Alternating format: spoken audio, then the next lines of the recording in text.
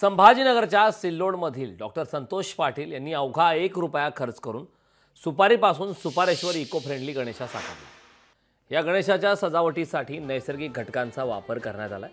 पूजेच्या सुपारीला गणपती मानलं जातं। याच सुपारीची नारळात स्थापना करून सुपारेश्वर साकारलाय। सजावटीमध्ये पिंपळाच्या 8 पानांचा अष्टविनायक म्हणून वापर करून गणेशाची अप्रतिम हरित प्रतिमा साकारली आहे। लाकडी फळं व पेपरचा उपयोग करून फुलमाळा, वनस्पतीच्या पानापासून बनवलेला रंग व तांदळाच्या पिठापासून रंगाची रांगोळी साकारली। इको फ्रेंडली गणपती आपण साजरा करतो आहोत। दरवर्षी प्लास्टर ऑफ पॅरिसमुळे मोठ्या प्रमाणात जलप्रदूषण आणि भूप्रदूषण होतं। प्लास्टर ऑफ पॅरिसला पर्याय म्हणून आपण ही सुपारी गणेश स्थापन केलेला आहे, सुपारेश्वर। 1 रुपयाच्या सुपारीपासून, म्हणजे सुपारी ही गणपतीचं प्रतीक आहे आणि नारळामध्ये नारळाचं मंदिर करून सुपारी त्यात बसवण्यात आलेली आहे। अगदी छोटी सुपारी, 1 इंच लांबी तिची, रुंदी आहे। आणि आपण या ठिकाणी कोणत्याही प्रकारचा प्लास्टिकचा वापर केलेला नाही। प्लास्टिक पर्यावरण हानिकारक आहे।